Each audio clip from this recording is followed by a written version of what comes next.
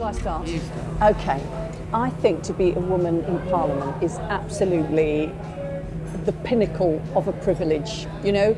I mean, it's how we earn our living. We're paid, but my goodness me, what an honour it is to be able to be sent there, to be elected, and to be able to speak up on behalf of your constituents, but on behalf of a whole range of issues, and above all, to be able to speak up on behalf of women. I mean, it is hard going, but it is a great honour, really. I mean, it's hard going because we're still outnumbered by men, so we have to speak much louder and more often. I think that lots of women, because it's harder for us to get there, there is that sort of level of privilege and gratitude. I remember coming in and seeing David Cameron and just thinking the whole way he walked, the way he was in that place, that it wasn't the same level of privilege to him that it was to me. It was as if he was always going to be there, but whereas I had sort of fought hard and faced adversity to try and get there, and I feel every day, like when I look around, I can't believe how lucky I am for that to be my job, but at the same time as knowing that I deserve it. Indeed. I mean, it's funny because some of the Tories talk about being an MP as a career,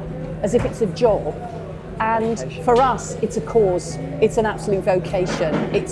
We're there to do something, not just to be there, to be, have those initials after our name, but to actually get in there and change things. There's considerably easier way to make a living, isn't there? You have to be driven to stay away from your family for all the hours that you do and to work as hard as you have to work.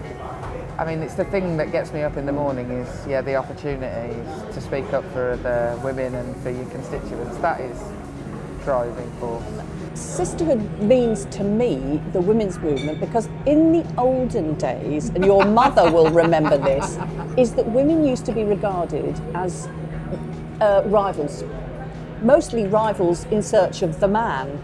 So basically, we were all scratching each other's eyes out. That was the idea.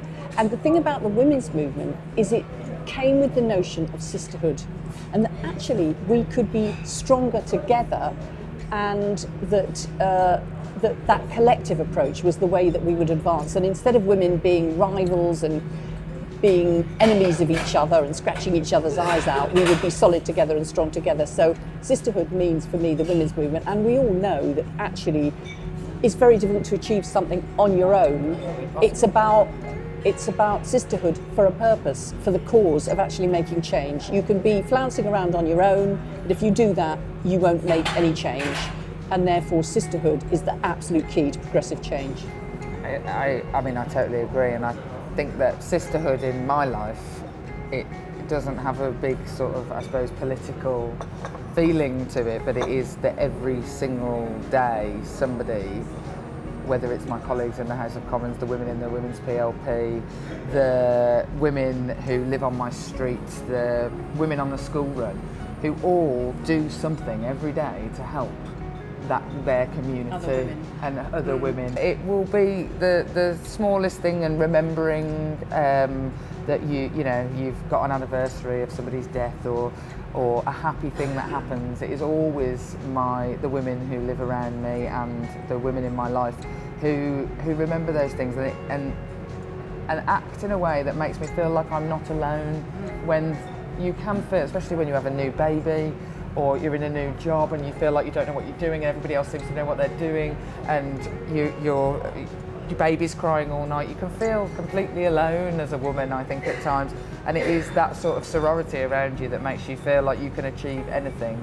And the way that the women's movement was able to take that sorority and gain power with it. And also give it a name, because obviously women were always supporting and helping other women, but it gave it a proud name and made it sort of part of a cause. Yeah, I think that the thing about the women's movement for me, the idea of giving it a name, is that I remember in the 80s my mum and her friends set up what was called Women's Liberation Playgroup, and it was this is an actual thing that we're going to invent, Women's Liberation Playgroup, but it was essentially like the women doing exactly what they'd always been doing, looking after each other's kids so that they could go to work, so that so-and-so Susie would have you on a Tuesday, but they called it something, and then that was the sort of genesis of childcare and the idea of organised childcare. That just didn't exist when I was a kid. And then I think of the sisterhood that provided it for me from Labour women MPs because my children had free childcare provided by those women who'd had those experiences sitting on those green benches.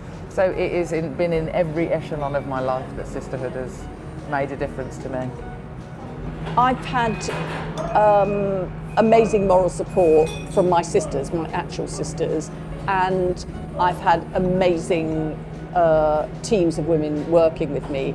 But I kind of tend to think that the role model notion is not a good one for the women's movement, for feminism, because that's about putting one woman on a pedestal and saying we all want to be like her, when in fact we all want to be like ourselves and support each other, rather than just all look up to a heroine, which is quite disempowering really, because then it makes you feel you're never achieving as much. Yeah, and actually if you just all work together, that's the best way of doing things. So when I read Jess's book, I thought that is like, yes we can.